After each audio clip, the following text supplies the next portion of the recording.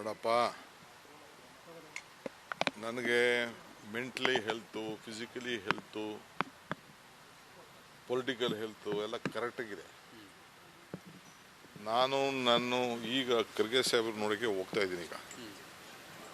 ನಾನು ಈಗ ಡಿಸೆಂಬರ್ ಒಳಗಡೆ ನಾನು ಭೂಮಿ ಪೂಜೆ ಮಾಡಲೇಬೇಕು 100 ಕಾಂಗ್ರೆಸ್ ಕಚೇರಿಗೆ. ಅದಕ್ಕೆ ನಾನು ಡೇಟ್ ಫಿಕ್ಸ್ ಬೇರೆ ಮಾಡಬೇಕಾಗಿದೆ. ಈ ಎಲೆಕ್ಷನ್ ಆಗಲಿ ಅಂತ ಸುಮ್ಮನೆ ಇದ್ದೆ. ಪಾಪ ಎಲೆಕ್ಷನ್ ಟೈಮಲ್ಲಿ ಡಿಸ್ಟರ್ಬ್ ಮಾಡೋದು ಬೇಡ ಅಂತ ಸುಮ್ಮನೆ ಇದ್ದೆ. ಈಗ ಅವ್ರಿಗೆ ಪಾರ್ಲಿಮೆಂಟ್ ಎಲೆಕ್ಷನ್ನು ಶುರು ಆಗ್ತಾಯಿದೆ. ಗಾಂಧಿ ಭಾರತ ಅಂತ ಒಂದು ಪುಸ್ತಕ ಬೇರೆ ಬರೆದಿದ್ದೀನಿ.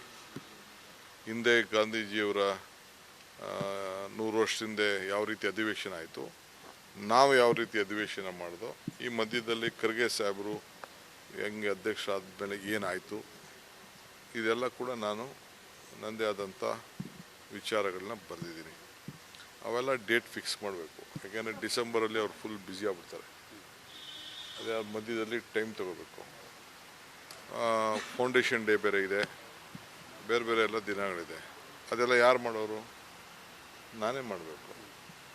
ನಾನ್ಯಾಕೆ ರಾಜೀನಾಮೆ ಕೊಡ್ತೀನಿ ಅಂತ ಹೇಳಿ ಆ ಸಂದರ್ಭ ಏನೂ ಉದ್ಭವ ಆಗಲಿಲ್ಲ. ಎಲ್ಲಿವರೆಗೂ ಕಾಂಗ್ರೆಸ್ಸಲ್ಲಿ ಯಾವ ಸ್ಥಾನದಲ್ಲಿ ಕೆಲಸ ಮಾಡಿ ಹೋಗ್ತಾರೆ ಅಲ್ಲಿವರೆಗೂ ನಾನು ಒಬ್ಬ ಶಿಸ್ತಿನ ಸಿಪಾಯಿನಂತೆ ಮಾಡ್ಕೊಂಡು ಹೋಗೋನು. ಸುಮ್ಮನೆ ಮಾಧ್ಯಮದವರು ಏನೇನೋ ಸ್ಪೆಕ್ಯುಲೇಷನ್, ಅವ್ನು ಫೋನ್ ಮಾಡಿಬಿಟ್ಟ, ಇವನು ಫೋನ್ ಮಾಡಿಬಿಟ್ಟ. ನಾನು ಯಾವ ಕಾರಣಕ್ಕೂ ಕಾಂಗ್ರೆಸ್ ಪಾರ್ಟಿಗೆ ಬ್ಲ್ಯಾಕ್ ಮೇಲ್ ಮಾಡೋನಲ್ಲ. ಪಾರ್ಟಿ ಕಟ್ಟಿರೋ ನಾನು ಹಗಲು ರಾತ್ರಿ ಪಕ್ಷನ ಕಟ್ಟಿದ್ದೀನಿ, ದುಡ್ದಿದ್ದೀನಿ, ಮುಂದಕ್ಕೂ ಕಟ್ತೀವಿ, ಮುಂದಕ್ಕೂ ಅಧಿಕಾರ ಬರ್ತದೆ. ಅದಕ್ಕೇನು ಬೇಕೋ ನಾವು ಮಾಡೋ ನಾನು. ಸೊ ಅದರಿಂದ ಯಾರು ನಿಮ್ಗೆ ಅದು ಇದು ಅಂತ ನೀವು ಚಿಂತೆ ಮಾಡೋದು ಬೇಡ.